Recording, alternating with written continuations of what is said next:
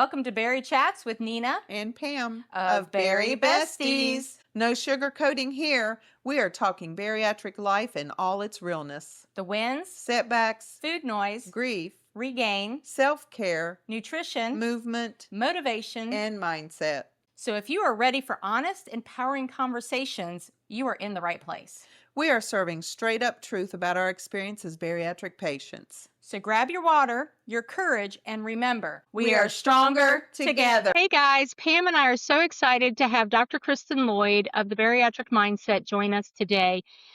We have actually had her before. If you're part of our bariatric Facebook group, the Bari-Bestiez, you have definitely seen her before. You've heard us talk about and refer to her books and her Instagram account.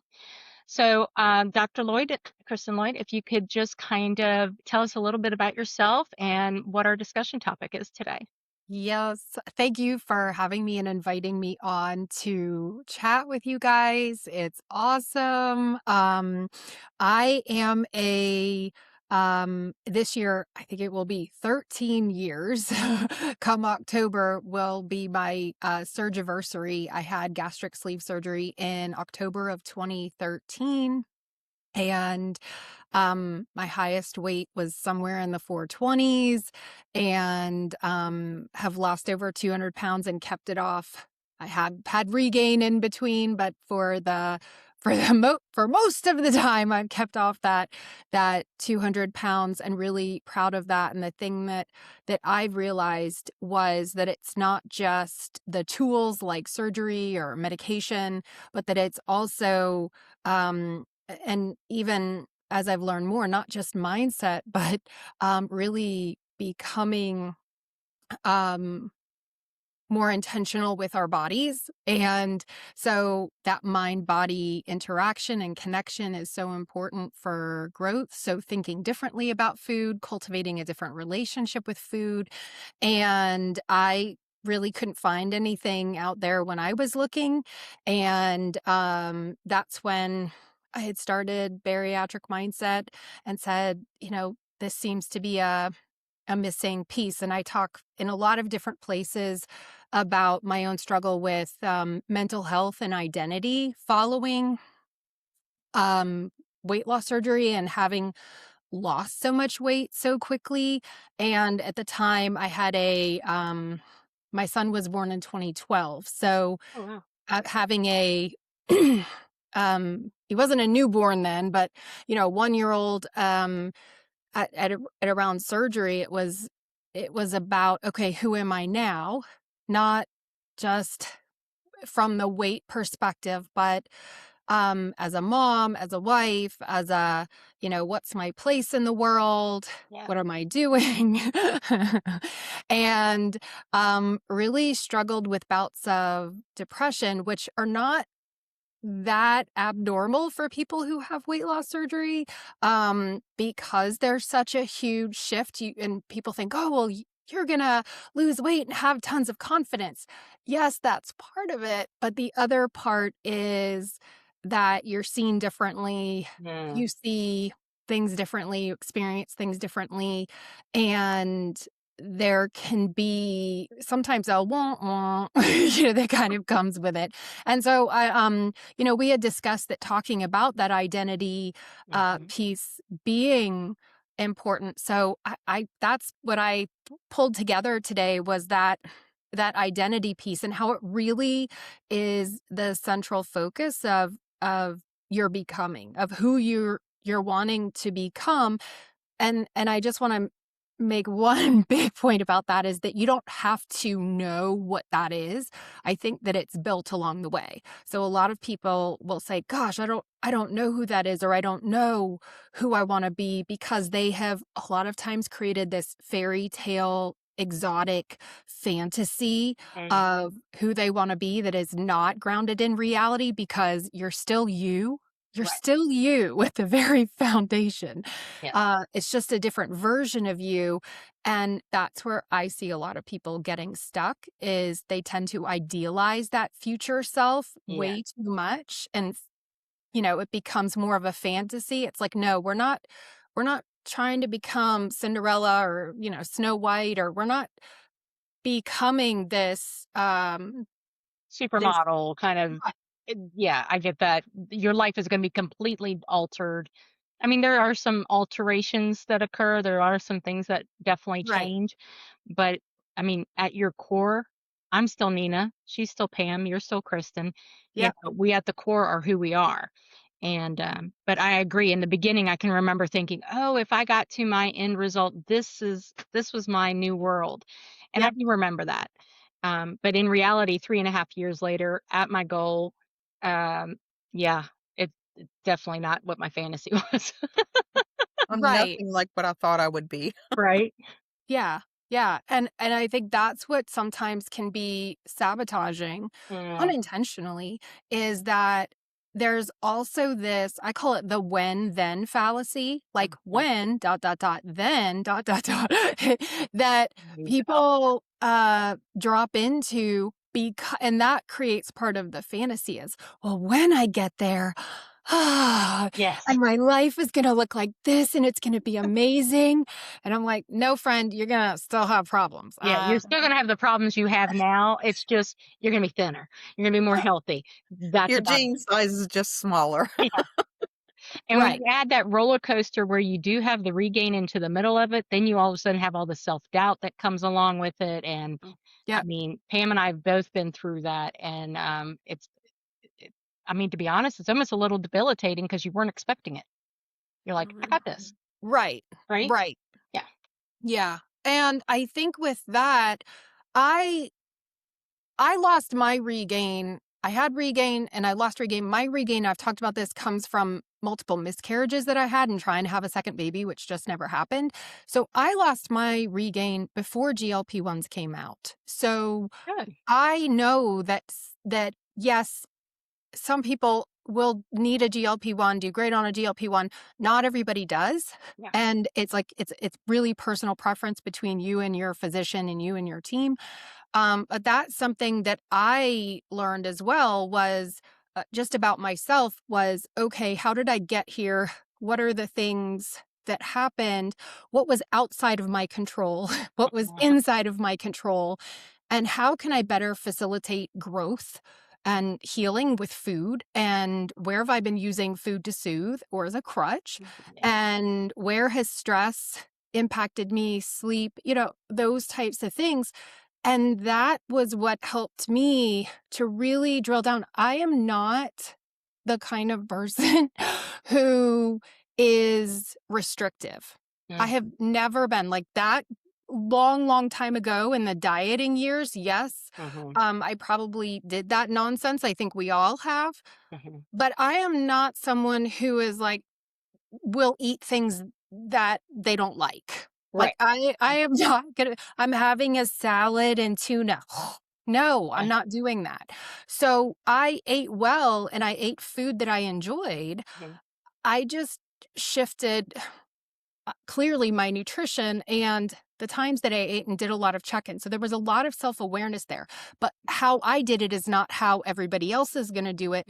But my point in sharing that is just that we need to have that awareness, that relationship with self, honesty, radical honesty, because if we're if somebody's lying to themselves like, oh well, I'll start tomorrow or I'll start Monday, some of those things go back into diet mentality Mhm. and they can be very problematic. Absolutely. Pam, you were gonna say something? Um, you back to talking about not knowing who you are and thinking that losing the weight would kind of fix everything. We spent our entire I spent the last 25 years being told by every doctor, every therapist, every coworker, every friend, every family member that my weight was my only problem. So I thought, okay, I lose all the weight. I'm going to be happy with me. Everybody else is going to be happy with me. Yeah. Wrong. I still have the same craziness going on in here. Yeah. I'm just in a smaller body. Yes. Yeah. Yeah.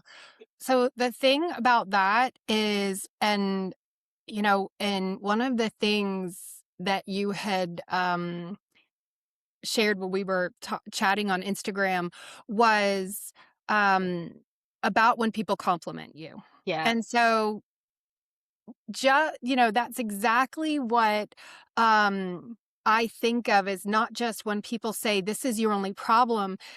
The flip side of that is you look so much better or you Right? look fantastic. It's Mhm. like, was I a troll before? Right? I feel like, was I dead looking? Was I like a zombie? What? Please tell me, because I'm still trying to figure out the hairdo. I've gone through like 5 different hairdos in 3 years because I just can't figure it out. Oh, girl, you're Yeah. past 5. You're at about 8 or 9. If you include color, yes. I'm at 13 and I'm still figuring it out. Right? So that's a work in progress. So But compliments, I think it was also not just the actual compliment. Okay, people are seeing me now. They're not just, yes, I'm just not in That's the it. background. I'm not invisible anymore. right. I'm noticeable. But the other thing is the difference. What did we used to call, what was the term we called it, Pam, where people, it's almost like fat shaming, and now I'm getting complimented for losing all the weight that I've lost. And I had someone in Costco this past weekend. They were standing beside the chicken, the ground chicken, and I was like, oh hey, how do you use it? Because I like to get new ideas from other people. I'm like, what kind of recipes do you make? And they were like, they started talking to me and they were like, my gosh, you just have a wonderful outspoken personality, and before I would have been annoying because I would have had the same conversation. But I was that big girl, and people always like, you just talk too much. You know it's such a different, I got complimented because they were like, you have a great personality. Well, I had that same personality, but people didn't give me the time of day. You still felt invisible. Yeah. Yeah, absolutely. So this is a cultural weight bias, whether we want to call it obesity bias, weight bias, because society values thinness because they equate thinness with discipline, attractiveness, worthiness, intelligence, right? Moral goodness. So what shows up with that is they're not saying that on the outside, but the bias isn't just in what people say, Yeah.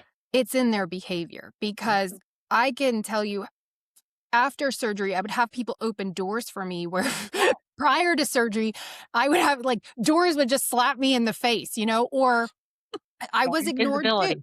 Yeah, Yeah. it's you don't exist. And so that can be scary for some people because when it comes to individuals who have, let's say, are survivors of assault, or sexual abuse, they're like, oh my gosh, people see me. And there's the potential, not everyone, but there's the potential of being, sexualized or over sexualized because now you're seen. So for some people, it's, oh gosh, I'm being noticed and Yeah. it's a red flag. And then for some people, it's I'm being noticed and it's like, wow, I'm getting all this attention. That's great. But now I'm angry because why didn't you see me before? Why Right. didn't you see how awesome I've always been? Right.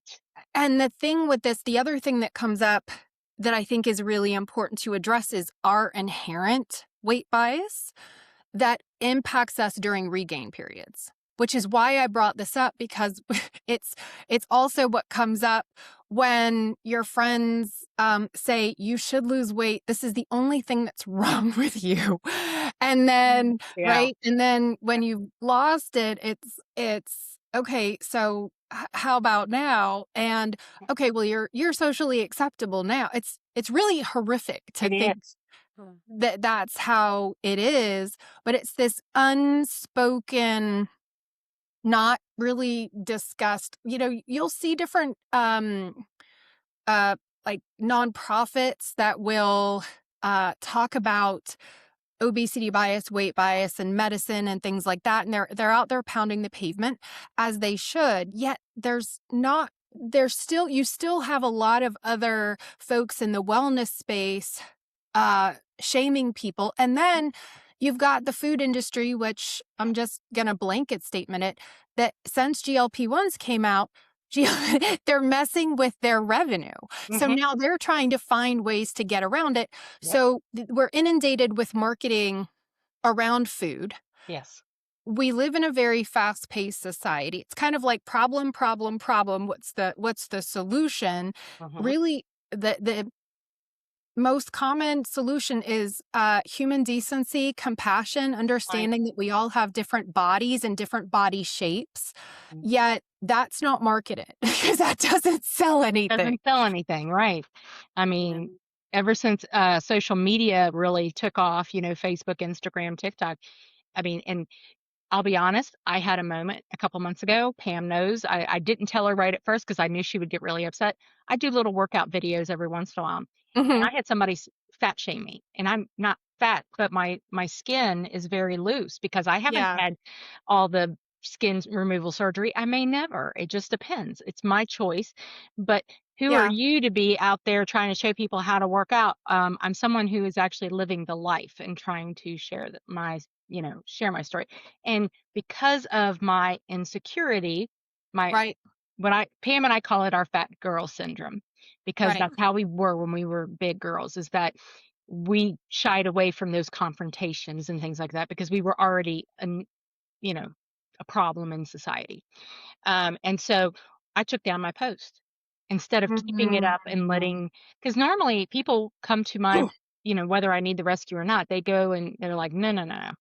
But because of that, I took it down. And I was actually mad at myself a day or two later that I had taken it down Mhm. because I should have left it there. I should have let life just occur.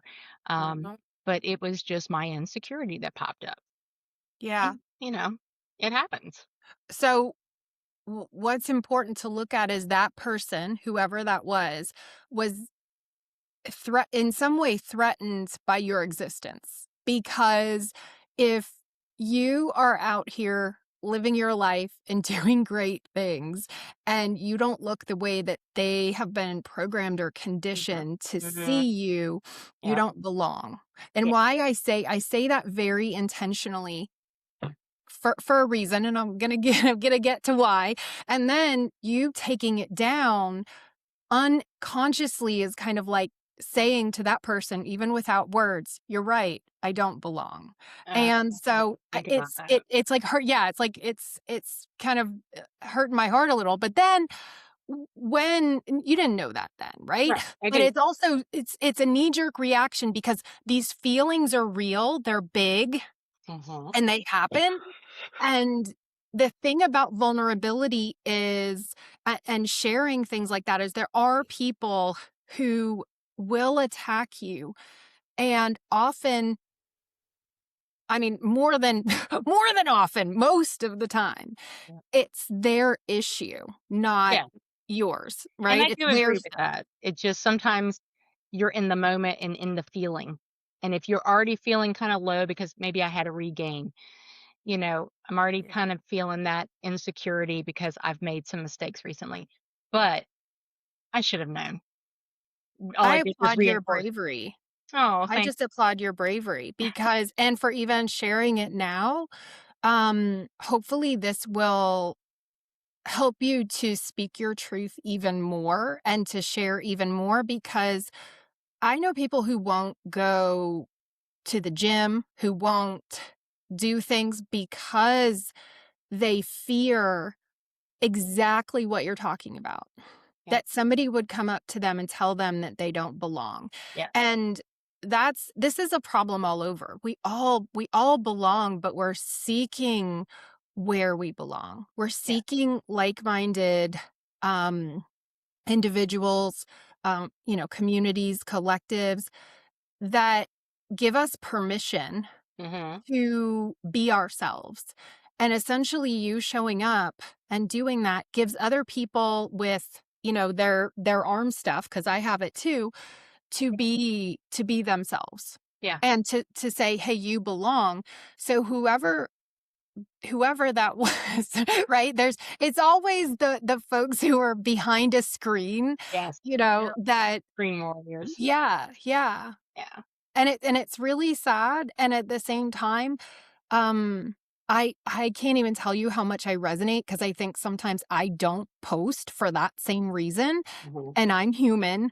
Just because I have a degree doesn't mean that I have a superpower to get over stuff. I go through We stuff have too. feelings. I mean, we're all I feel it. human. Yeah.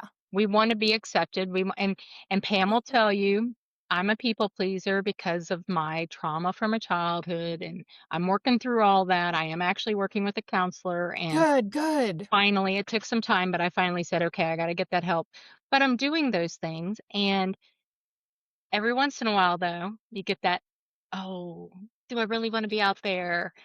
But I actually enjoy doing it because people are thankful that Mhm. I do not just basic workout items for the people that are just starting, Right, but sometimes I go a little further. I mean, I'm a black belt, so sometimes I go and do, a little, right. we do kickboxing and stuff sometimes too. But, it's just more about putting yourself out there because somebody's going to learn from your mistakes. Mhm. They're going to see you as someone that they can go to or Right. follow to give them ideas on what to do during their journey because everybody's journey is different.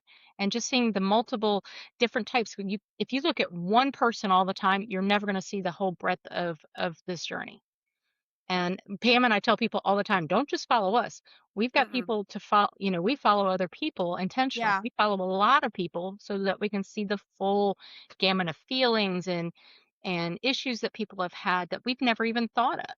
You yeah. know? The perfectionism Oh, is real. yeah. And it does take a village, and I don't think we can learn from just one way. I mean, if I look at all the different books that I've read and mentors that I've followed and people that I have learned from throughout the years, it's not been just one person. If you silo yourself into one section, you're going to live with these blinders on. And then all of a sudden, something's going to happen and you're not going to know what to do because you're not prepared. And that's Right. the way I look at it, at least. Think about how much our mindset has changed Oh, wow. Yeah. from year to year. I mean, March will be 4 years post-op for me. So in that 4 years, I think back to where I was first year, second year, third year. Yeah. My third year was the worst year of my life. And now where I am today, I thought I was stuck a year ago. I thought that was the end of the road for me. I was just going to start gaining and go right back to the 364-pound Pam. But I'm not. I had some No. regain and I'm losing again. And it's just, I had to figure out, as we say, I had to figure out my whys again because they changed so drastically And And you they're going to start to change quicker than I live in a again. thought. different world because you're 1 year. I mean, in 4 years, Pam, you're not the same person you were 4 years No. ago. And your weight has changed, your job has changed, your family life has changed. Mhm. With each of those, you become a different person. Something Yeah. gets added or taken away. Oh, and then if anybody's in menopause, then it changes again. I'm done with Yep, that. that's me. I have hot flashes on top of hot flashes. I am ridiculous. Oh, I'm 10 years out from that. I've just entered the cage. Yeah, you and me. I've been in the cage for 2 years, but the cage is getting tighter. Yeah. Yeah. Yeah. Yeah. Sitting here right now, my back just got very hot and it's rolled up. So I don't have hot flashes so much.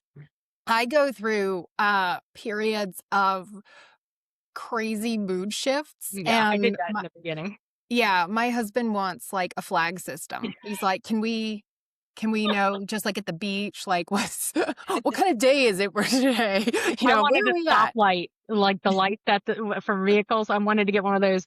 Proceed with red, do not enter, do not discuss, do not open Yeah. mouth. Yellow, proceed with caution. Green, you're good. Just That's just my personality. Menopause didn't change it. I've always been that person. I'm a redhead.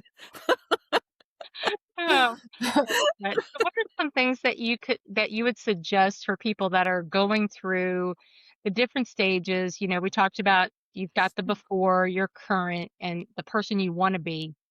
We want to be realistic. So I always talk Yeah. SMART Mhm. goals. So, being realistic has always been one of the ones, but also how to deal with your past person, your present person, and your future person. Because even though in the core, you are the same person, It how do feels you deal with different. those changes? Yeah. I think there's probably, and I didn't bring any notes for this, but there's probably, I don't know, 3, 4, maybe 5 different areas, because your past person, like, let's just say I mean, how you approach the world from a place of confidence, Mm-hmm. right? And courage. What are you more likely to do or less likely to do as a result of that confidence? So I've worked with women, and even when I did my doctoral dissertation, there were so many women, because I did it on lifestyle change and weight loss surgery. And there were so many women who said, I was never seen before, and now I'm seen, now I'm valued, now I speak up more. So that's just one example of, okay, I speak up more. I went for that promotion. Mm-hmm. I went after this, whatever that looks like. So, but it comes with confidence that they will try things on and they will be doing bold things, but Yes. not everybody will. So it's important to look at, what did that past version of you do? Where are you at presently? And it's not just boldness, but how might that confidence change what you'll say, what you'll do, what you won't? And so there's how you walk in the world. There's how you deal with problems, which I think sometimes, or stress, sometimes people think that they've changed. And Mm-hmm. I tend to work with people who yes, have a history with trauma. Yes, have a tumultuous relationship with food. Mm-hmm. I would not say that everyone characterizes themselves as food addicts. Some people do, some people don't. Some people, it's just recovering, emotional eaters. But how you deal with food when you're in a stressful situation, or when your life is chaotic, may or may not be different. Like, that may be an area of growth, because we'd like to think, oh, well, now I'm doing this. But speaking of the cage, when it gets tighter, when we're pressed, Mm-hmm. that's when people say, oh, I went back to old habits. Yes. And Mm-hmm. it's not always that you're going back to an old identity. It may look that way, but it's more so that you're going back to, and when people use the word sabotage, I will sometimes say, or is it survival? So, Survive for a place of comfort. or a And place of comfort. that's the way I looked at it. Right. It was always a place of comfort. And I Right. felt safe when I did these things. And Exactly. yeah. Safe. That's the word, Yeah. safe. So finding new ways to Mm-hmm. create a sense of safety Mm-hmm. that comes from within you, comes from within your home, within your network, Mm-hmm. within your community, right? Within your, like, who are you surrounding yourself with? What activities, what tools, what support systems are you creating that are safe spaces for you to be, because we Yeah. all have those days Oh, yes. where we need that, instead of, ordering pizza or dipping in the cookie jar or whatever it is. The Girl Scout cookies came around this quarter, and I'm just like, go away, go. I have not seen them, thankfully. So Me neither. I don't want to. yeah. So, I mean, I think that there are different areas in terms of this past, present, future. And that could be something that you break up into, okay, how did I handle this? And then in terms of physical activity. So another thing I'll see with folks is there are some people who, let's say, were active before. And so there hasn't been much of a shift. And then, so it's not necessarily limited to 5 areas, but it could be that somebody breaks down, where are they creating the most changes? Because that's the other thing you were saying, that you had made some life changes, Mm-hmm. right? Yep. And so that's something that if you're changing your job, if you're Mm-hmm. changing, and I don't know if it's a relationship or, marriage. I see some people get divorced. Yeah. And we've heard that seems to be greater among people who have had the surgeries or Yes. lost a lot of weight. And to me, it's 40 to 50%. It's a high percentage. really, Yes. I didn't realize it was that high. And part of me I'm going to ask, do you know why? Oh yeah. Yes. And I can link an article that I wrote on Obesity Help about it many Oh, that would years be ago. great. Yes. Yeah. So I actually have I have so many projects in the mix, but that was another book that I wanted to write, was Oh, yeah. actually on relationships, because what happens in relationships is uh there are many people that, let's say, will get into a relationship or get married and they settle. Right, because they didn't think they deserved any better. Right. And so they excuse a lot of behaviors. And then when they've lost weight, confidence increases and they're no longer willing to tolerate the same patterns. Right. So there are so many different things. There's another one where someone might cheat. So it's not always both parties that have surgery. So you may have one of the two, individuals who will cheat or go outside of the relationship. Mhm. There's sometimes where I don't like to call it a fetish because I think it stigmatizes Yeah, weight and bodies. But yeah. let's say you have somebody who really likes someone who's a little bit more voluptuous or a Yeah. little fuller Mhm. figure and they lose weight. Yeah, And that other person just says, I'm not as attracted to you anymore. right. Yeah. And so you have, again, people who are, instead of coming together, they're moving apart, right? Then there are childhood attachment issues, which would show up in kind of the first example, which is maybe they shouldn't have gotten together to begin with, or they were not faking it, but settling. Mhm. Or they're now realizing, oh, wow, there's a lot more issues here that I was excusing or allowing or pretending.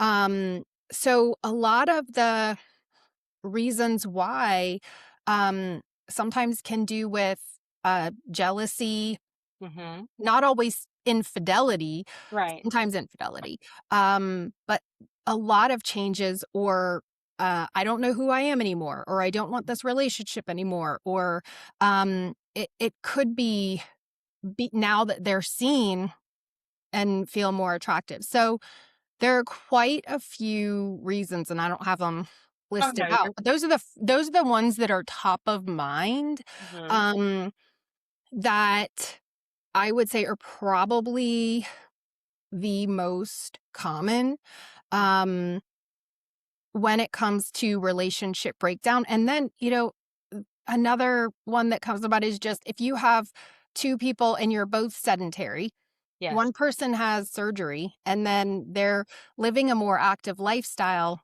Mm. Now you have someone, you're going in two different directions Mhm. where that can create a marital breakdown, not specifically because of infidelity or anything like that. But now you have one person who's trying to get the other person to lose weight and that person's not interested. So it can create a marital breakdown, which, what is that? You're looking around, you're like, I do, and Pam and I talk about sometimes if we talk to our husbands, I mean, if they had talked to us the way that we talk to them right now, they would have divorced us. We would have divorced them forever ago. But, I lost my 164 pounds and my husband ended up gaining weight during okay, that time.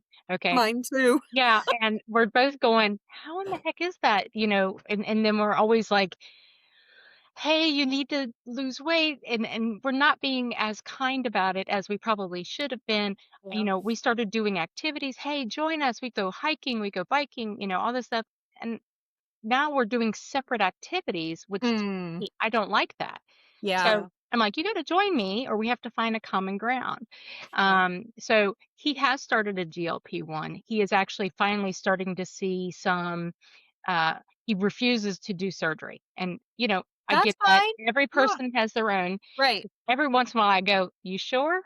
You know, are you sure? I just want to make sure you haven't changed your mind. Yeah, yeah, yeah. I'm not trying to pressure him into it or anything, but the way I look at it from someone who has taken the leap Right. and made a significant change in my life, I can see myself growing old now, where before I Uh, knew I had a short lifespan. Right. And so now I'm looking at him going, I want to live the rest of my life with you. You're not allowed to die before me. So, you've got to do whatever you have to make sure we have a long marriage, and I say that and I'm trying to be as kind about it as possible these days. In the beginning, it was like, come on, come on.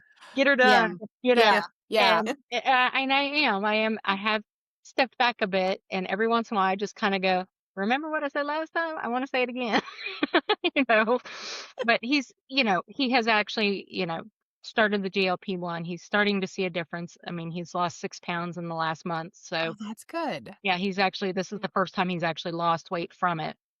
It took a little while to get to the right dosage, but and he's actually cooking better than I cook.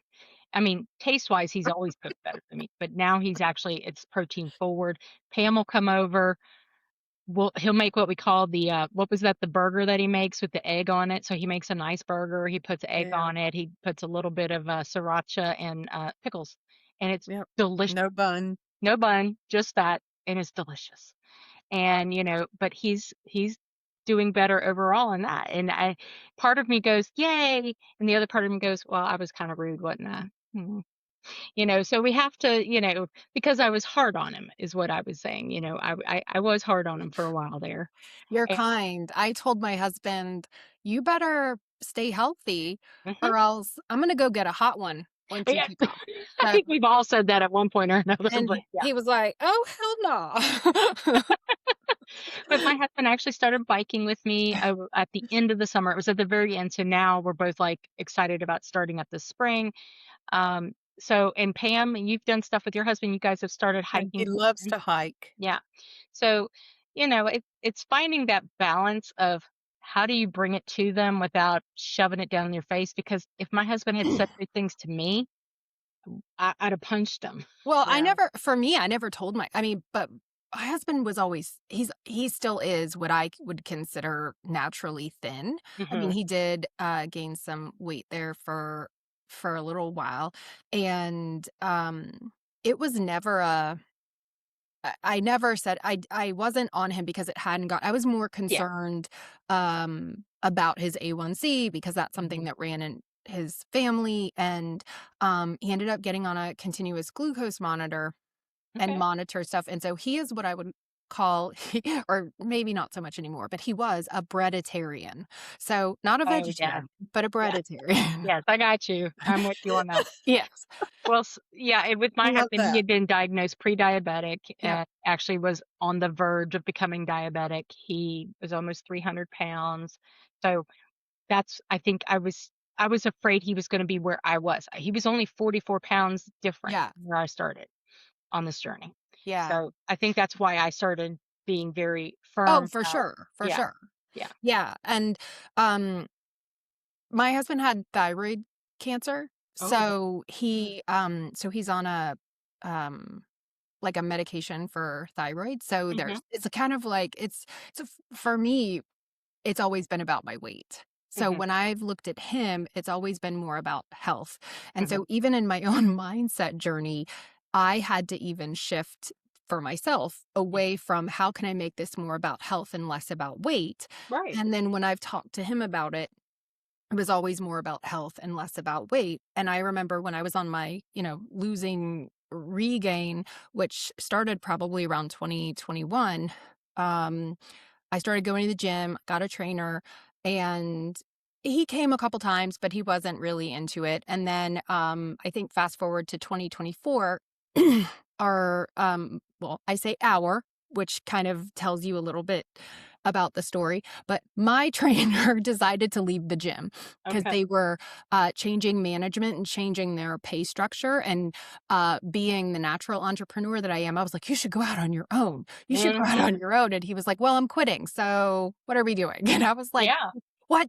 So I already had some workout equipment in my basement from COVID. And so then we started to build a gym, and I would work out with the trainer a couple times a week. He would come to the house, Mhm. and my husband was not involved. And then I got my son connected because he plays soccer and he was swimming. So then he would see the trainer a couple times. And then eventually my husband said, can I come work out with you guys? And now Oh, that's great. my husband and I, the trainer comes and trains us both I like that. a couple times a week. And I so like now we have workouts, and we the trainer's always like, it's not a competition. And I'm like, yes, it is. So So it's fun. It's fun See, because if you're like me, yes, it is a competition because when I did Taekwondo and my ex-husband, yeah. he and I would actually spar at the house. And, you know, my son would walk in like, wait a minute. We're like sitting there actually doing the sparring, like pop, pop, pop. I mean, Uh, we're a different, like we're lifting different weights, yes, but you're it's doing more of different. like he's finishing ahead of me. And then of course my husband's like, well, if you didn't talk so damn much. And I'm like, ah, you know. I have that same problem. So one thing I know that I want to know is, so we've talked about how there's the difference between who you were before, Mhm. you are now, who you plan to be in the future. The person you are now is, to me, where I think we need to focus more on than our Yeah. past and our future, because you're in the moment. And I know Pam and I both have struggled the year 3 was really a hard year for both of us. Her especially, she had a lot of loss and just a lot Yeah. going on. Well, I just think 2025 was a little bit of a crapshoot in general. Like people say 2020 was. I will take 2020 over 2025 any day of the week. 2025 was really rough. I Yeah. feel, I mean, at least from the bariatric point of view, I feel like Yeah. I went off the rails. Now, in the beginning, you said uh, you weren't one that restricted yourself from certain foods. I I mean, have not never. restricted in the sense of, so yeah, continue what you're saying because I don't restrict, but I don't think about foods the same way that I did pre-op. Okay, And that has a lot to do with what I eat and what I don't. okay, because I was one of those people that said if I can have a bite, that's all I need to satisfy my need. When Mm, I crave chocolate, and it's funny, I never craved chocolate before my mm, surgery. After surgery, mm. I've craved chocolate. Before it was ice cream and pies and everything else. But I'm one of those people, if I can have a bite of yours or, bite of my husband's or Are Pam and you I still like will that? split. Yeah, Pam and I will split. We did get off trail there for a little while where I would eat the whole whatever, but then I would We pay for it. stopped sharing. We got our own. Yeah, we Yeah. stopped sharing, but then we got back to sharing. And if my husband wants something, he has it, and I have a bite or two of it. So I think I've always been one of those people that are like, if I tell myself I can't have it, I'm going to want it more than ever. If I tell myself I can have it, but minimize it, keep it at a small portion, make sure I got my protein, my vegetables, you know, I've worked out, I've gotten Right. movement in today. Having a treat, I didn't have a problem with that. It was just when I got overboard, and that's where Pam and I were talking about, that became a slider for me. Right. Yeah. Um, and we, Pam and I have, I don't know if you, Pam and I have our Saturdays. It's kind of our girls' time, we're bestie time. And we used to sit at this diner and have hot tea and just, we'd have edamame as a appetizer. We'd have, we really had it down. But Yeah. when we were done, we had to have that little sweet treat and we were splitting it. And then it got to the point where we got our own, and we knew then that was, Yeah. we had Yeah. slid into that next phase. So now we're back to doing it right. But And I have to be strict she, because if I allow those things, even one bite, I don't stop at that. So now I'm better off by saying Yeah. I can't have that. I don't want that. That's the only way I'm going to be successful and continue on my journey. Yeah.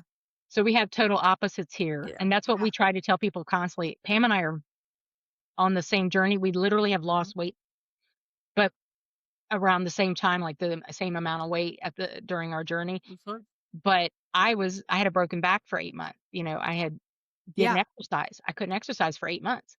And then, but she was at the gym every single day, sometimes twice a day, you know, uh, and we still lost the same amount of weight. And we Yeah. try to explain to people all the time that my journey is different than Pam's journey. My mindset can be different than hers. We have Yeah. different makeups. I mean, we're completely different people. Yeah.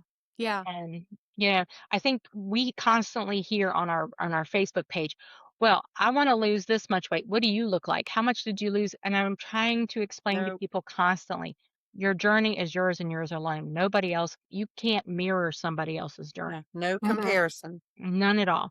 And Pam and I even had a discussion a couple of weeks ago. She had a regain And I had gotten to my paniculectomy weight because I did have a panty. Good for But I you. gained, thank you, but I had gained 8 pounds afterwards. That doesn't sound like a lot, but to me it was a lot. Yeah. And, um, I was sedentary for a while, but and plus work and all this other stuff. And I was like, oh, I got back down to, 191. I'm excited. And then I was like, oh, I celebrated. She's struggling, So we had that conversation. She's like, I don't know why you were worried about it. But in my mind, I was like, why am I celebrating when my best friend is struggling? But she was like, I want you to celebrate because Yeah. you deserve it too. Just like when I'm struggling and then all of a sudden I'm doing great and I'm celebrating, you might be having a gain. We just have to learn that everybody's different. We lose at different rates. Yeah. It Yeah. just completely different people. Yeah. I think the other thing is the idea of weight loss in general is very fixed. And what I mean by that is, again, as someone who's going through perimenopause and up a little bit, I'm not, I'm still below, I'm still, I'm still at that place where I've lost 200. I have, a cushion in there, because I've been where I've lost 250. I've been where, but that 200 just kind of has stuck with me. But, so I'm up a little bit in that perimenopause and for me personally, I'm not sweating it because one of the things that I know is my process is more important than any specific outcome, than that number.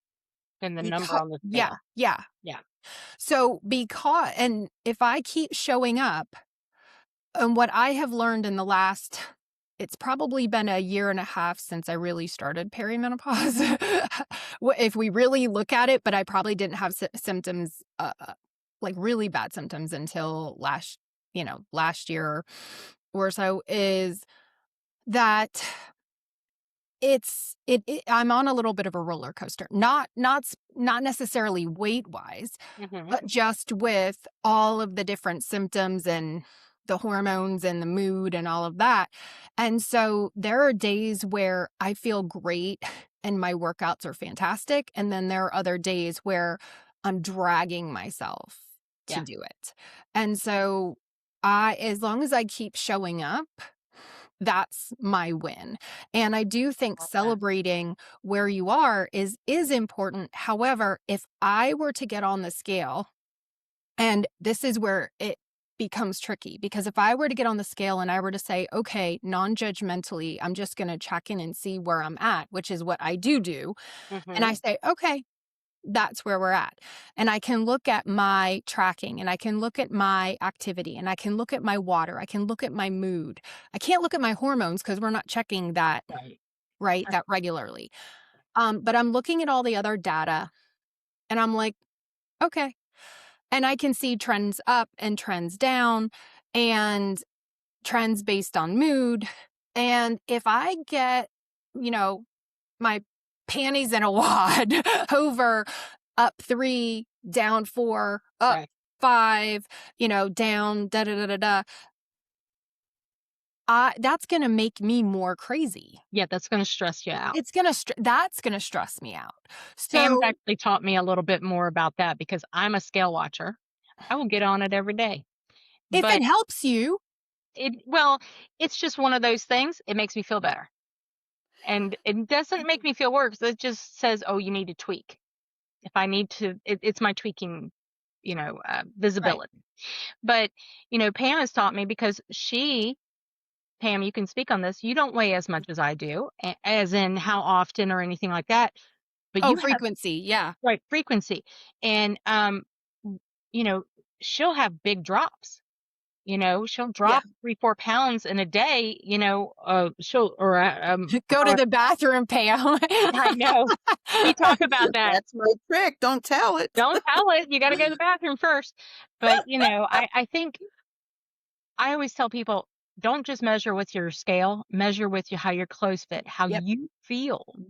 That's when I weigh myself, is when they either get too tight or too loose. I'm like, let me see where I am. Let's check that out. Or if we talk about like the cortisol bellies that we get, you The know, when you're worst. stressed and it just kind of bunches up Yeah. under there, and I think that is all part of that past, present, future, because that past person is still looking at that scale as a negative Yes. reminder of where you were and where you don't want to Yeah. be again. And I'm one of those people that unfortunately 200 pounds, I was too close to that for a long period. Right. So Right. I told myself I'm going to lose 10 more pounds to have a buffer. Is that not the craziest thing when I'm happy in my current body?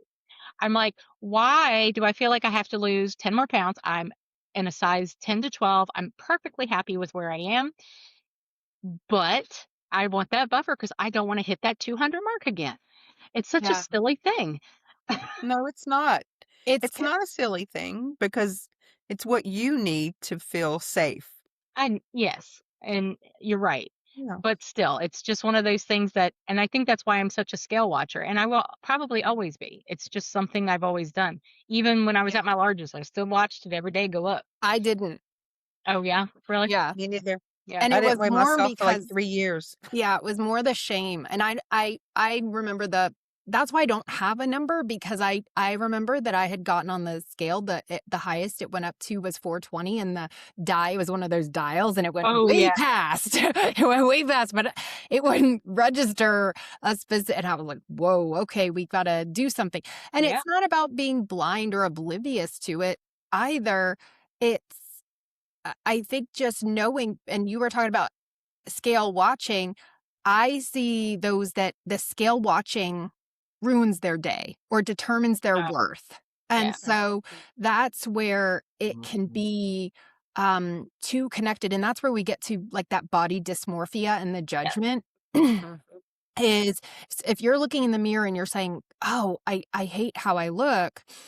I mean, we know that it takes 3 to 6 months and sometimes longer for your brain to catch up with that physical image. So I know I'm drifting over to that, but it's to come back to Part of the yeah. It's part of identity, because that body dysmorphia can also play tricks on your brain. So one of the things that I suggest, and it's not it's widely used, is if you were to take a picture of yourself every 3 months in, somewhat the same outfit, and if you want to do it in your, bra and underwear or whatever, yeah. and it's just um for you to look to start to see any differences, that's a great measurement tool in addition to, let's say, a scale. And I also think body composition is a better way.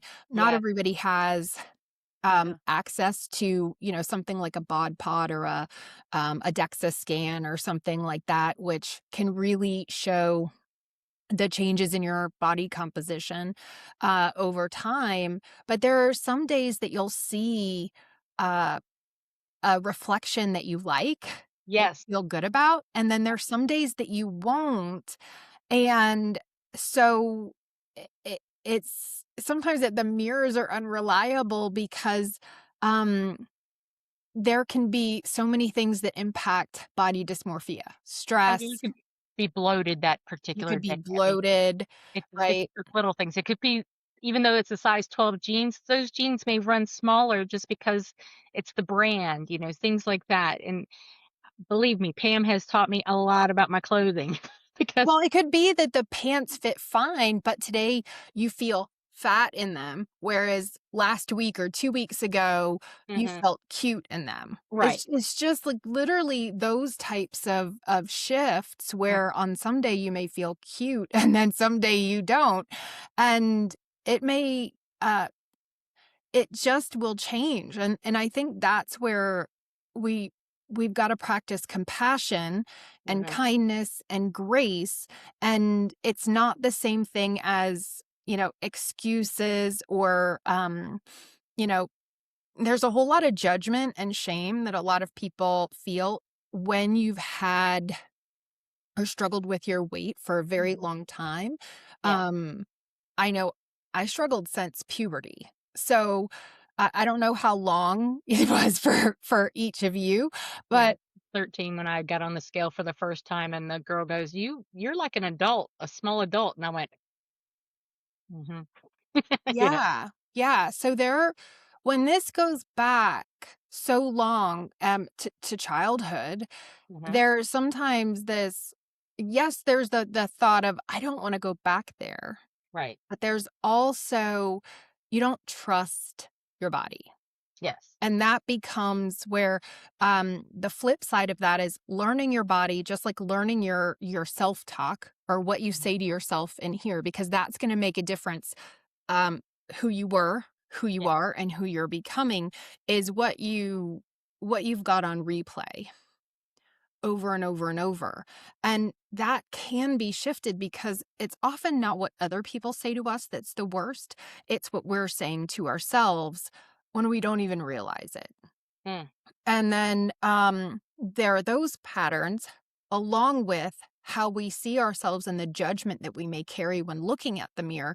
And I've done mirror work with clients where their primary work is to look in the mirror and to say not even positive things to themselves, but neutral things. Things like, I am learning to accept you. I am learning to like you. I am learning, like, that may sound bizarre to some No, people, but that makes sense. there are some folks that can't see themselves because there's so much hatred and Mhm. so much disdain towards their body that we've got to not just learn how to trust our body with losing and being, maintaining weight, but it's also trusting our body's processes, trusting that our body's attempting to protect us, right? So Mm. we've been talking about safety, Yeah. and that when we're stressed, it's messages, right? So when we have emotions are messages. But a lot of times, because of how we've been conditioned, people will say, well, I don't want to feel that, or I'm not going to feel that, or I'm embarrassed, or da, da, da. And there's this push of emotions like, they're a hot potato or it's glue stuck to your finger, like, get it away. I don't want to Mhm. have that. It's I like, don't want to feel that. I don't want to feel that. And I get that because feeling that it can be a lot. So it's not about here, feel this, Yes.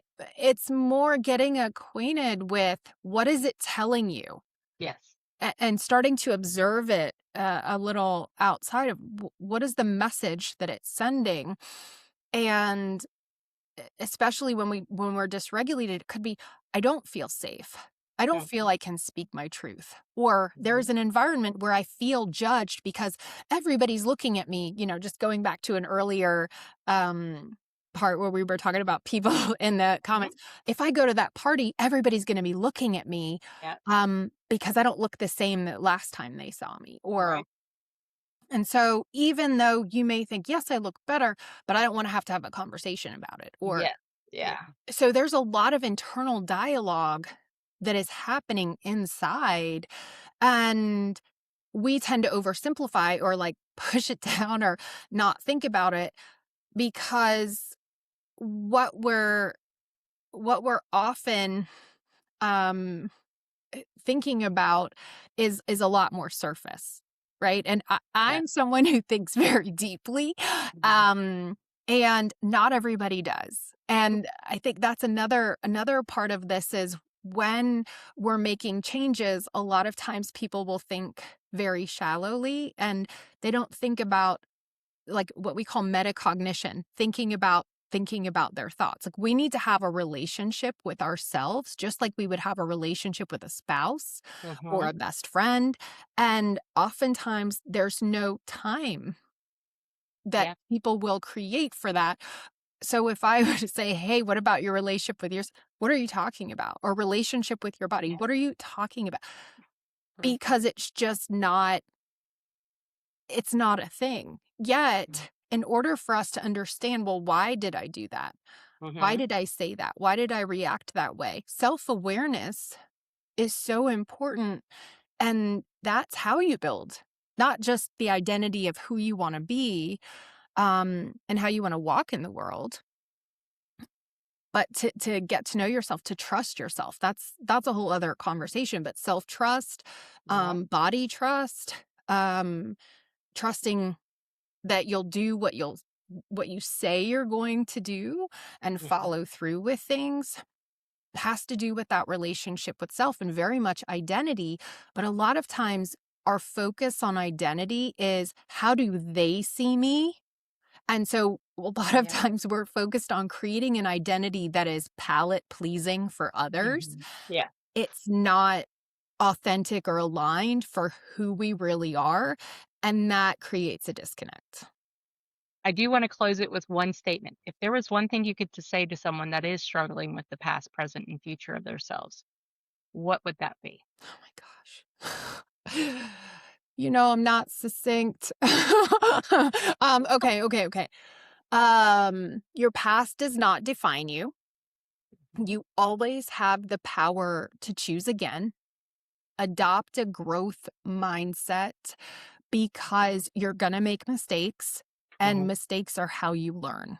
And if you're not making mistakes and you're not learning, you're not growing. So if you're not messing Ooh, up, I like that. you're actually not really getting anywhere, to be I quite like that. honest. And you've got to allow yourself to mess up in order to say, wow, what just happened here? Whatever that means to you, because messing up can mean a lot of different things to a lot of different people, and it doesn't have to be about food.